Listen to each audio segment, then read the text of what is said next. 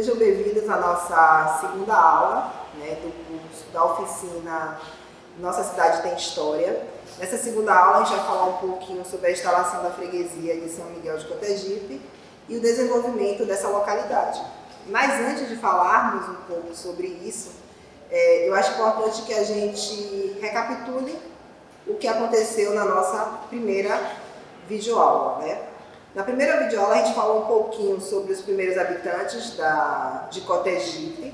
Também falamos sobre o início da colonização portuguesa. E hoje vamos falar um pouco mais sobre Cotegipe no início da sua unidade política e administrativa e descobrir um pouquinho como foi o povoamento dessa região entre os séculos XVII e o século XIX.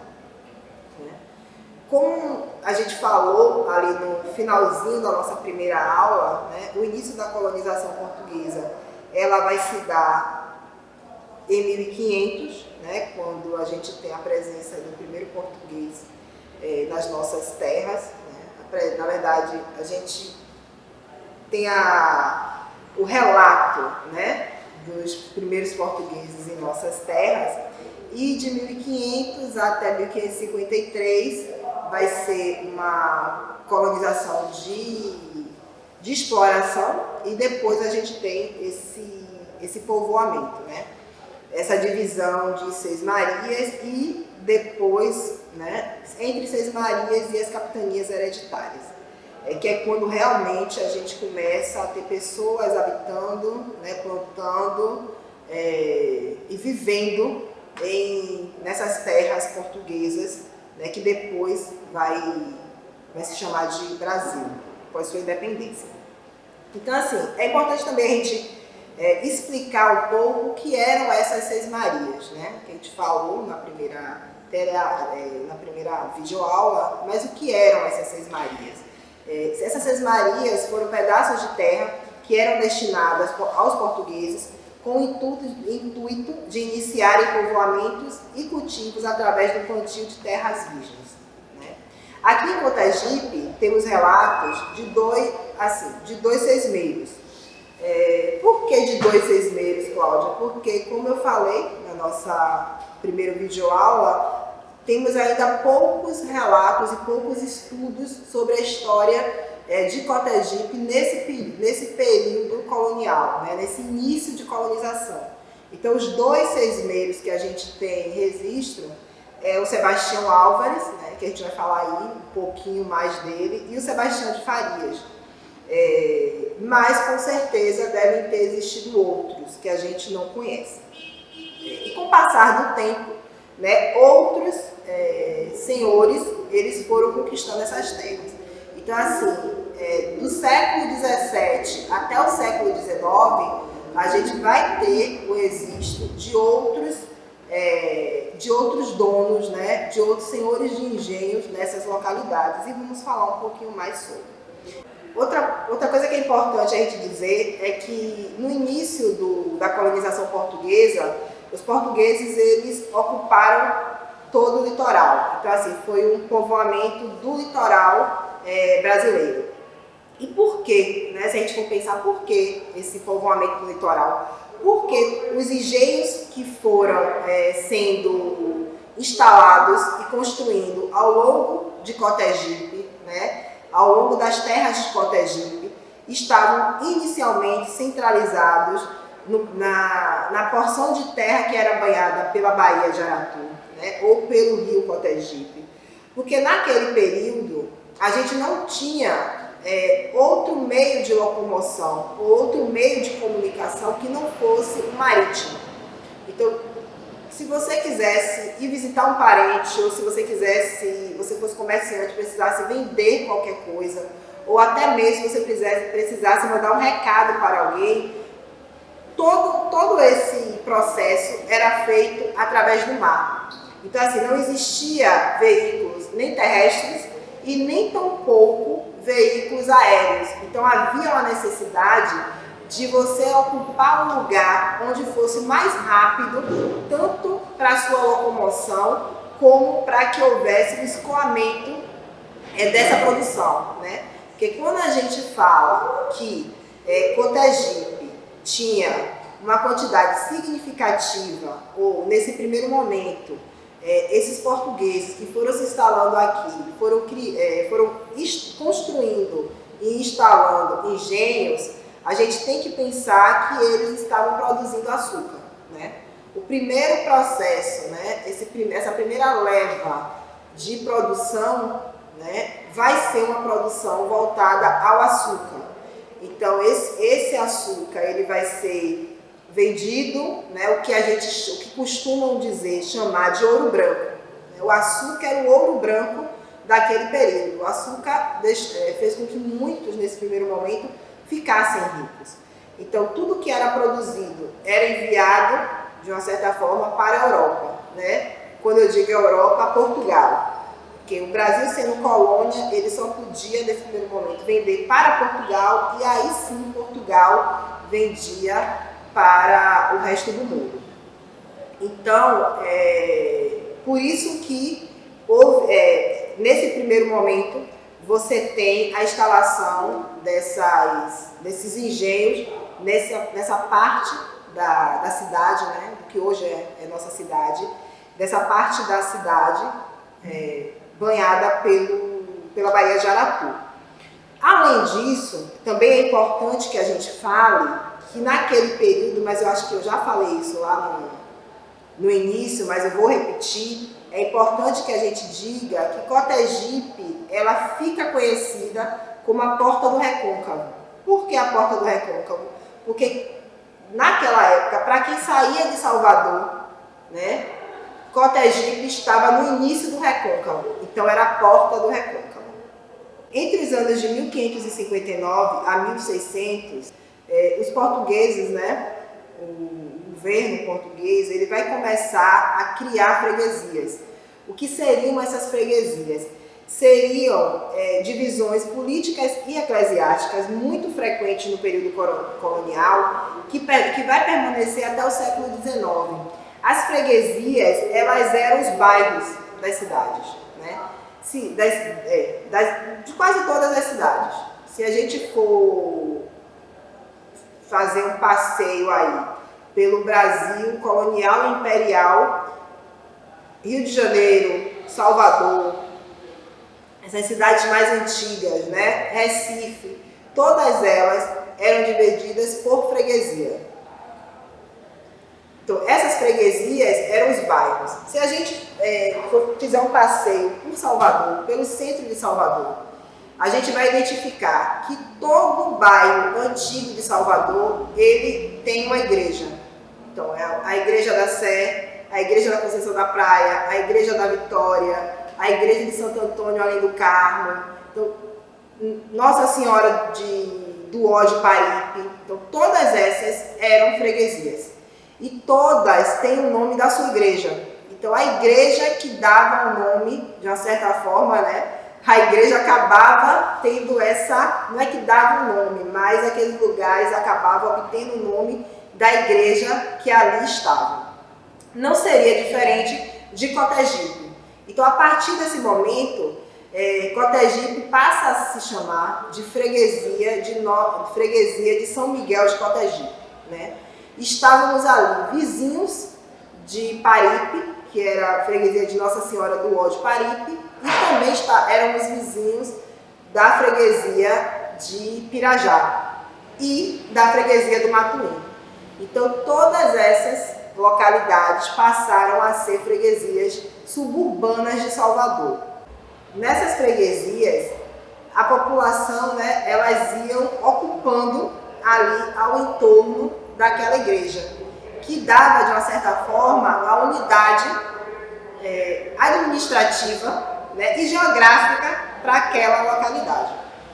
Aqui em Cotegipe, a igreja ela foi construída, né, ela vai se iniciar no momento onde você tem a criação da freguesia, mas ela só vai ser inaugurada, vamos dizer assim, porque a história ainda da igreja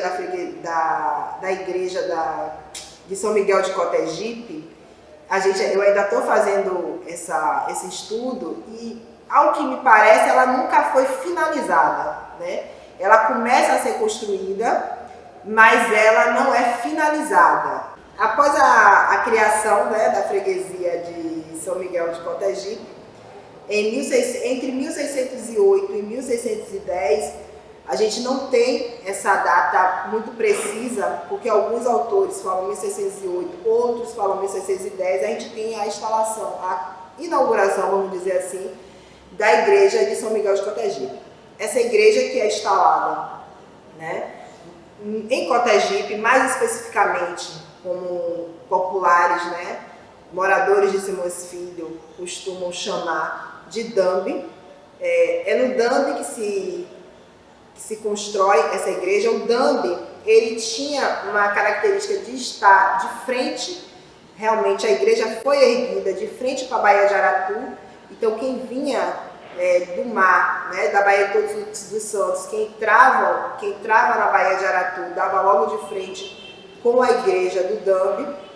Essa igreja, durante muitos anos, ela serviu de palco, né, de batizados, tanto batizados dos nascidos aqui na colônia portuguesa e depois no Brasil, como também dos escravizados que viam, né, e eram vendidos para os senhores moradores de Cotegipe. Alguns eram batizados aqui na igreja de São Miguel de Cotegipe, assim como também casamentos foram feitos nessa igreja e muitos foram enterrados, né? A igreja de São Miguel de Cotegipe, ela vai ser, lá no Dambe, ela vai ser desativada no século XX. Então, assim, durante muito tempo, as pessoas que precisavam batizar ou casar, ou até mesmo faleciam, eram enterradas naquela região do Dambe. No século XX, a igreja ela é transferida para o centro da cidade, especificamente onde a gente está fazendo a gravação dessa oficina, aqui no que hoje chama-se de Pavilhão do Fogo Simbólico, e só quase no final do século XX que é construída a igreja, né, matriz de São Miguel de Cotegipe, que hoje está instalada na Praça Moema Meireles. A instalação, a criação da freguesia e a instalação e a inauguração da igreja de São Miguel de Cotegipe no Dambe, a gente pode dizer que é um marco zero da nossa cidade, né? É quando a gente tem a unidade política, administrativa e também eclesiástica, né? A gente está falando de uma colonização, de uma colônia portuguesa que tinha na igreja uma característica muito forte, né, e muito centralizadora. Então essa igreja ela vai acabar dando essa unidade a cidade ela vai acabar crescendo ao entorno daquele espaço. Em uma certa ocasião, escutando uma entrevista escutando uma colocação da professora Diva Saraiva, ela disse que no período ali do século XVII existiam aproximadamente 1000 almas que habitavam a freguesia de Cotegipe. Pesquisando um pouquinho mais sobre a nossa história, eu encontrei um ofício, né, de um vigário de 1757, né, o vigário Manuel dos Santos, onde ele informava um pouco sobre a nossa região. E lá ele dizia que em 1757 aqui se fazia um total de 1.356 almas, né? Até então, ele não traz se entre essas almas, quando se fala almas, são pessoas, eram brancos, se eram negros, se eram quem era escravizado, quem era liberto. Ele só coloca como almas. E ele ainda vai dizer o seguinte, que na freguesia de Cotegipe existiam alguns distritos que eram denominados como os maiores distritos, né? Ou as maiores localidades daquela região. E aí ele traz quais seriam essas? O engenho do rio Cotegipe, Cachoeira, Santa Luzia, São Gonçalo, São Bernardo, Salgado, Itaboatá, Gamboa, Muritiba, Estrada Caminho da Cidade. Desses nomes que eu falei, que até hoje ainda faz parte, né, da realidade da nossa cidade, de Simões Filho, na atualidade, é Cotegipe, que Cotegipe ainda é um bairro de Simões Filho, Santa Luzia, que está ali entre Cotegipe, Santa Luzia e Mapele, né, está naquela região. Outro lugar que ainda faz parte da nossa cidade é o Itaboatá, que é aquela região que eu já falei que estão as comunidades tradicionais da nossa cidade, que é cortado pela BA-093. Muritiba, que hoje a gente conhece como Gosto Comum, mas que durante muito tempo recebeu esse nome de Muritiba. Além disso, como eu falei, a cidade era formada por engenhos, e sendo formadas por engenho, havia necessidade que houvesse uma quantidade significativa de portos, né, para que pudesse levar essa mercadoria, seja para Salvador ou até mesmo a venda desse produto para os interiores. Então, assim, havia essa necessidade de portos, né, para que essa população ela acabasse fazendo esse trajeto. Nesse mesmo documento, o Manuel ele vai dizer que muito desses portos eram os caminhos, né, que esses fregueses, porque as pessoas que moravam nessas freguesias eram chamadas de fregueses, que esses fregueses, normalmente aos domingos, com seus barcos, né, canoas, meio de locomoção marítimo, eles iam para a missa. Então, aos domingos eram por esses portos, né, por esses caminhos, que seriam o rio, a Baía de Aratu, que esses fregueses acabavam também indo fazer sua obrigação religiosa, né? Então existiam 5 portos. O porto da Capela de Nossa Senhora de Guadalupe, o porto do Engenho de Cotegipe, o porto do Salgado, o porto do Bispo e o porto do Engenho Senhor do Bonfim.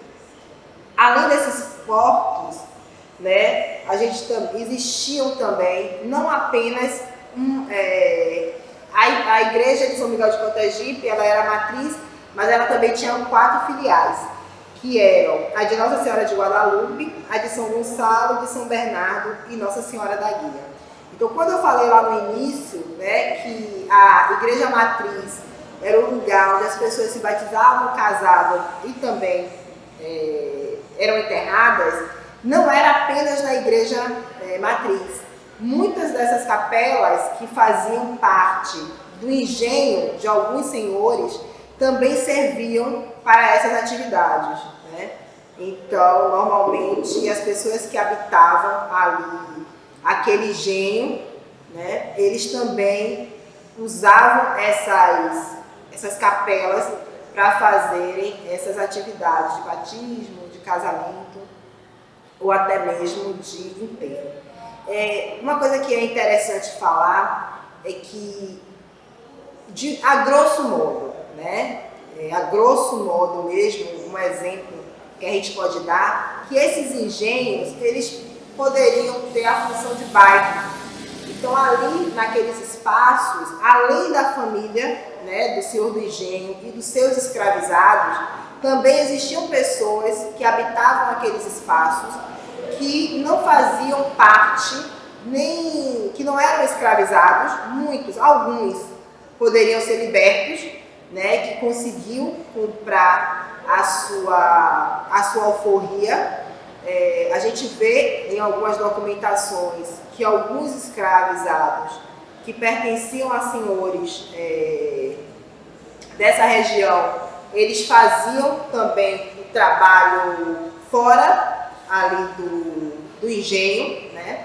Eles faziam um trabalho que a gente chama de trabalho de ganho, que seria trabalhar fora em outras freguesias mais centrais, como a Conceição da Praia, que era uma freguesia portuária.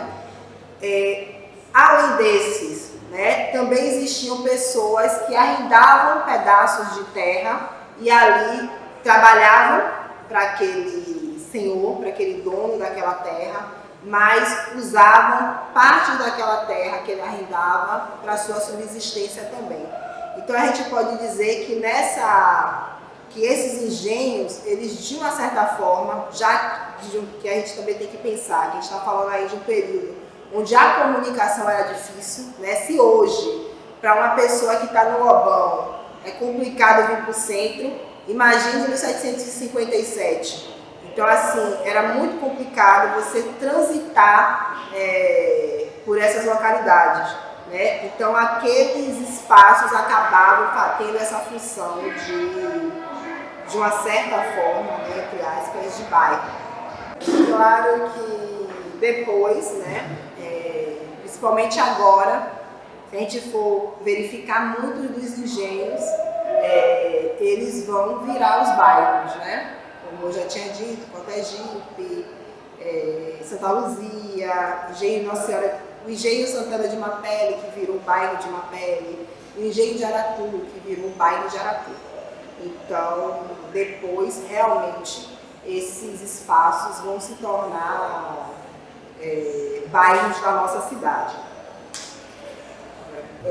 Como eu falei, era muito complicado, né? Porque você só tinha o transporte pelo mar.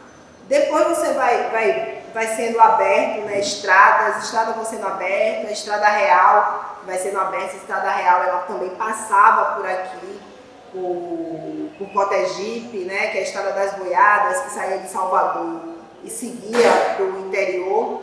Mas o transporte que era feito era o transporte de carroça, né, ou através dos animais, de cavalo ou de burro mesmo para levar as coisas. Não havia um meio de locomoção terrestre como existe hoje, né? O metrô, até mesmo o trem, o ônibus, o carro, não existia.